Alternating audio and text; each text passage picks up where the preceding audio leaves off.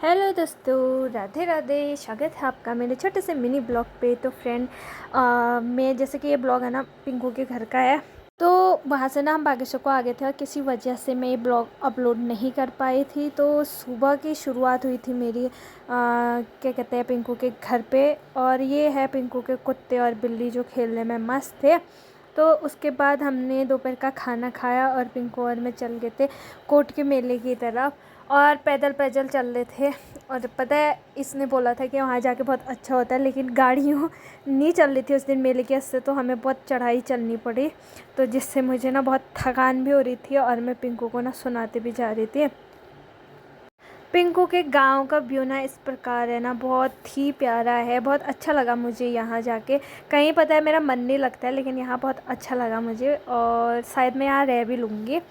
तो मतलब अपने गांव वाली ही फीलिंग आ रही थी इसके गांव में भी।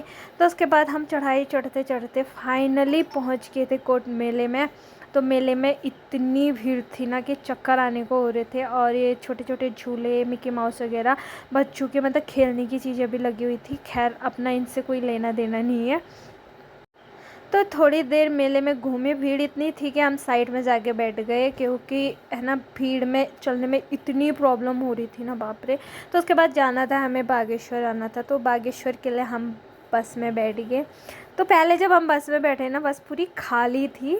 तो हमें लगा कि आराम से जाएंगे, लेकिन बाद में बस इतनी भर गई कि समझ ही नहीं आया कि कहाँ बैठे और क्या करें। तो उसके बाद जैसे वहाँ से निकलते हैं धीरे धीरे, मतलब पिंकू का मन भी बहुत उदास हो गया था। और एक आंटी भी मेरे बगल में आके बैठ गई थी। दो बच्चे भी बोल रहे थे कि दीदी हमें भी बैठाओ। मैंने भी उनको भी गोद में बैठा लिया। और बस इतनी भर चुकी थी ना कि सांस लेने की दिक्कत नहीं हो रही। जैसे मेले में भीड़ थी वैसे बस में भी हो गई। तो जैसे तैसे धक्के मुक्के खा के हम बस में बैठ के आए बागेश्वर की तरफ। और इस मैडम को बस में नींद आ गई थी। तो फिर फाइनली पहुँचे बागेश्वर। बागेश्वर पहुँच के मतलब क्या कहते हैं सुकून की सांस लेने को मिला, क्योंकि इतनी भीड़ से आ रहे थे कि समझ ही नहीं आ रहा था क्या करें। तो बागेश्वर पहुंचने के बाद फिर हम गए रूम पे। आज की वीडियो में बस इतना ही।